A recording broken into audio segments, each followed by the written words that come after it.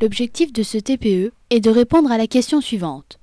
Le football, en devenant une activité marchande, est-il toujours compatible avec les valeurs sportives? Nous avons choisi ce sujet car il nous semblait d'actualité.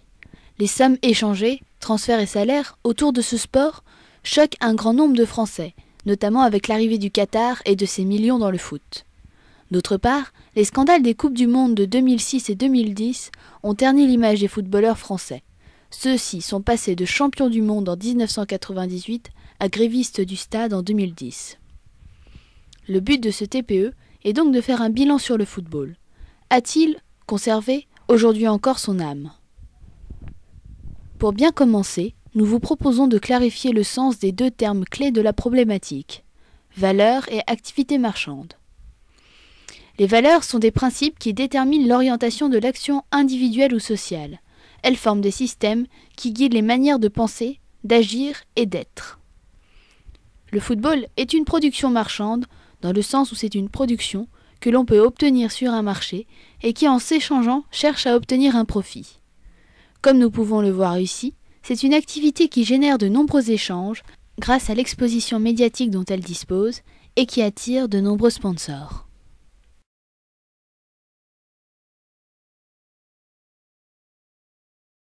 Le football, de par son nom, indique ses origines britanniques. Littéralement traduit par « ballon au pied », ce sport existe officiellement depuis le XIXe siècle, même si l'homme n'a pas bien sûr attendu cette époque pour taper avec son pied dans un ballon. Il faut remonter plus de 5000 ans en arrière pour trouver trace de soldats chinois jouant déjà avec un ballon. À l'époque, le jeu consistait simplement à éviter de faire tomber la balle par terre en se servant de ses pieds. Ces pratiques durèrent jusqu'au IIe siècle avant Jésus-Christ, en Égypte et en Chine.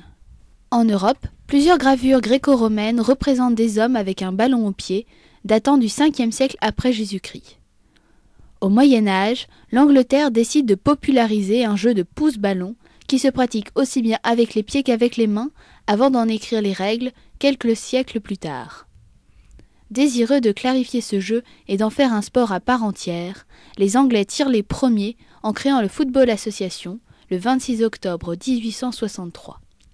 Le football est définitivement né et les règles sont établies, avec notamment l'abolition du jeu avec les mains le 8 décembre 1863, qui permet donc de différencier le football et le rugby. De tout temps, le sport a été assimilé non pas seulement à la pratique d'une activité physique, mais aussi à un état d'esprit. Pour certains, être sportif, c'est s'engager à connaître les règles du jeu et s'y conformer, respecter les décisions de l'arbitre, respecter les adversaires, les partenaires et les officiels, refuser toute forme de tricherie et de violence, être maître de soi en toutes circonstances, être loyal dans le sport et dans la vie, être exemplaire, généreux et tolérant.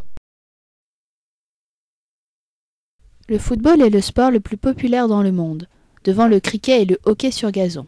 Il est source de bonheur pour des millions de gens. Il a le pouvoir de rassembler toute une population derrière son équipe nationale. Prenons l'exemple de 1998 en France. Cette Coupe du Monde, organisée dans notre pays, fut exceptionnelle. Des stades furent rénovés, d'autres construits, comme le Stade de France qui est aujourd'hui une référence avec ses 81 338 places. L'équipe de France était à cette époque-là aussi critiquée et décriée, mais elle réalisa l'irréalisable et fut sacrée championne du monde. Et c'est une équipe black-blanc-beurre qui donna tant de bonheur, de plaisir et de gaieté à la France. Cette victoire a permis de rassembler. On a tous en tête l'image des Champs-Élysées, Noir de monde et de l'affiche champion du monde sur l'Arc de Triomphe. Tu faisais quoi en juillet 1998 ? J'assistais à la Coupe du Monde. Voilà la réponse que beaucoup de Français pourraient donner. En effet, tout le monde assistait à la Coupe du Monde et tout le monde se souvient de ce 12 juillet-là. Le football est toujours l'objet d'un engouement très fort. Les principales compétitions sont suivies par des millions de gens. Lors de la dernière Coupe du Monde, près de 700 millions de personnes suivirent le match de finale. En Afrique, nous pouvons par exemple citer la qualification de l'équipe nationale à chaque CAN, Coupe d'Afrique des Nations, qui suscite un tel élan de patriotisme qu'on la met au compte du président de la République. Chaque équipe se bat ainsi pour son pays, pour ses habitants. C'est le rendez-vous à ne rater sous aucun prétexte en Afrique, la rencontre de millions d'Africains qui se réunissent pour fêter le football, mais aussi et surtout leur continent. Dans une autre optique, le football peut aussi devenir une tradition familiale. Nombreuses sont en effet les familles où le foot se joue entre frères, fils et pères, et pourquoi pas sœurs, filles et mères. Le football permet dans ce cas une socialisation de renforcement de certaines valeurs, telles le respect des autres, le respect des règles, etc. Ces valeurs qui, déjà intériorisées lors d'autres situations, sont donc confortées pendant le jeu en équipe. Cela crée aussi une cohésion familiale forte, le rappel de bons souvenirs, ici les matchs en famille, étant un facteur puissant, puisque c'est de l'affectif et que ce facteur prime sur les autres. L'équipe de France en 1998, alors championne du monde, a illustré les valeurs de la République auprès des Français et du monde entier. Liberté, égalité, fraternité. L'unité des joueurs d'origines différentes, leur fraternité et leur solidarité ont permis aux Français de s'identifier de nouveau et de porter fièrement ces valeurs. Le sport a un devoir d'exemplarité. Il est le reflet des phénomènes de notre société et son rôle dans la vie sociale est important. Il permet l'insertion, la réinsertion, l'intégration, l'égalité des chances. Albert Camus dit à propos du football : « Le peu de morale que je sais, je l'ai appris sur les terrains de foot et sur les scènes de théâtre. » Le football, un modèle d'intégration. L'intégration est un processus de rapprochement entre des personnes ou d'adaptation dans un nouveau groupe, dans un milieu ou dans une nouvelle société et culture, tout en respectant les différences et les particularités des identités personnelles de l'individu. Le sport est un facteur qui peut permettre aux jeunes de s'intégrer dans les quartiers. Par exemple, lorsqu'un nouveau jeune arrive en banlieue, l'intégration au sein d'un groupe peut être facilitée par la pratique d'un sport collectif tel que le football ou le basketball. Le sport peut être l'occasion d'amener les gens du quartier à fréquenter un club. Parfois, c'est le club qui se déplace jusque dans le quartier. Il permet ainsi à chacun de se rapprocher et de mieux se connaître.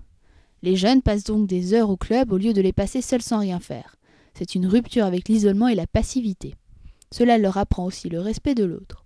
Le sport peut aussi permettre de sortir du quartier lors de rencontres sportives par exemple. Dans les quartiers difficiles, le sport est un moyen très puissant d'éduquer et de canaliser les énergies des jeunes. Le sport est un acteur majeur de notre vie sociale qui se manifeste pour innover et proposer des solutions à la jeunesse en difficulté. Toutefois, le sport, outre qu'il contribue en tant que pratique sociale à l'équilibre et à l'épanouissement de la personnalité, est aussi un puissant vecteur d'intégration.